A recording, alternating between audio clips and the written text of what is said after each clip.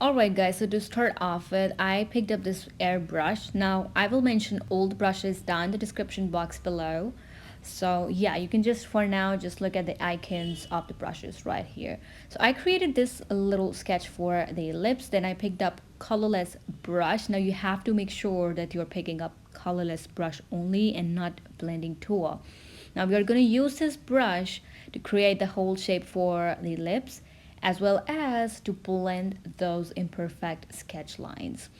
Now, if you don't know the difference between colorless brush and blending brush, then I will link a video down in the description which is actually about both of these brushes and how they work and what they do. So you will understand from that tutorial what I am actually doing here.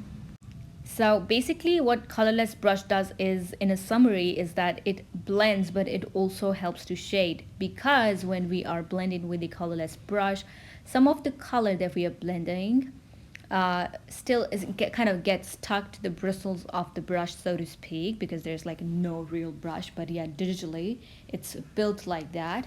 And with that color which is still there on the bristles of the brush, again, so to speak, we are going to use that color to kind of add shadows or create the shape for the lips. So with the same brush, what I'm doing, I actually started adding some base shadows for the lips, and this will give me a good, first of all, base for the lips to build the color upon, and also it will further guide me throughout my process as to where I should add more shadows and where I should add more highlights. So that is the first step, is to kind of perfect the base layer and perfect the rough sketch this way. So once you're happy with that, what you are going to be doing is you're gonna pick up a color which is not black but is close to black. So here I'm using this color which is like a really dark maroon kind of color, and with a similar brush. And also make sure to decrease the size of the brush, and I'm adding these details under the mouth, like in between the lips and also around the mouth as well. So this should be the second step after, once you're happy with the base sketch, because as it is going to guide us into deciding how dark or how pigmented of a color we want to put onto the lips. So this should be your second step once you are happy with the base layer of the lips. Now once you are happy with this one as well, create a new layer and place it underneath that first layer. Now is the time that we are going to be putting color over the lips. So I decided to go ahead and pick up this really bright and saturated red color. Now what you want to do is you want to place it right in the middle of the mouth like this. And now you're going to be picking up colorless brush again, and we are going to use this brush to kind of spread this color all over the lips like this. I really love using this brush, you guys. I absolutely love this brush. And the only reason why, not the only reason, but I love creating art over Sketchbook, and this is one of the reasons, because they have this amazing brush. So yeah, and it's fun to kind of paint with this brush. So as you guys can see how cute these lips are looking. They are looking good already. All right, you don't even have to do anything. You just skip everything and you can just stop here if you want to. Now I am picking up a desaturated kind of color, which is not red but towards pink, and I'm adding that color wherever I think there should be more shadow. And yeah, that's what I'm doing, and I'm putting it really lightly because I don't want it to be too pigmented. So yeah, that's what I did. And then I again picked up blending tool this time around to just blend it out because it was looking a little messy. So wherever you think you don't need to kind of create some shape or anything, don't use colorless brush, use blending brush. And I also changed delay mode to multiply, where I added those shadows. And I again picked up this really dark maroon color, and I added this color wherever I think that there should be more shadows or more depth on the lips. So like that. I also lightly used it to kind of line the whole lip art because it was looking a little formless. Even though it looks cute, you can keep it this way, but I wanted to add really subtle lip lines, just to define it a little bit more.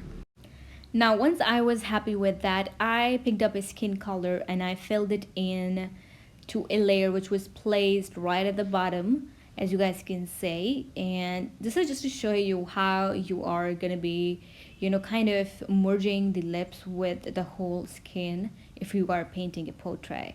Now, once you have that, what I'm going to do is I'm going to pick up a dark skin color. I'm going to very lightly, not lightly, but I'm just going to place it and not care about it being perfect underneath the lips, around the mouth, and also above the cupid's bow as well. And that's what you want to do if you're painting a portrait.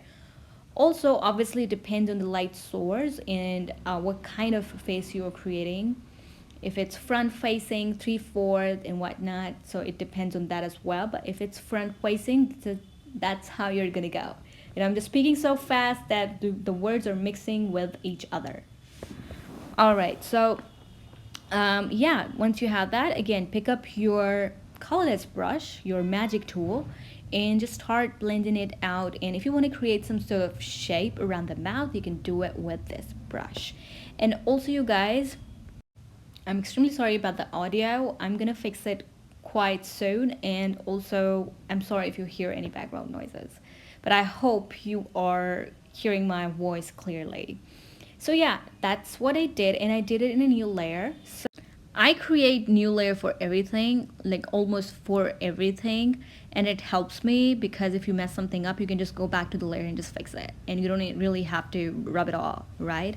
So yeah, especially if you're a beginner, this is really helpful to make sure that you're creating new layer for each and every little thing that you're creating. And that's the good part about digital art. So yeah, that's what I did here. Basically, we are almost done with our lip painting. The last step is to add highlights, which is my favorite part again. And I have a lot of tutorials on Autodesk Sketchbook, so I will link down all the videos that you might need to watch, which are really helpful, especially if you're a beginner. Do check my description box below. It will be filled with valuable content. Now, once you're happy with everything, now you're gonna pick up white color and you're gonna pick up the brush. Again, I'm gonna mention all the brushes down in the description box below. And what I did, I basically just lightly added this white color, really lightly. Like, I'm not harsh on the screen because I didn't want it to be too pigmented. And also I went ahead with my colorless brush again and I softened the edges out. So I believe I do have a tutorial on highlighting as well. It's in depth, so I will link it down in the description so that you guys can see how I actually go about highlighting, because obviously in this video I'm not going to go into detail, but I'm just going to show you how to highlight your lips, which is quite easy. So I really hope you guys enjoyed this tutorial. If you did, give this video a big thumbs up, subscribe to my channel, and I will see you guys in my next video.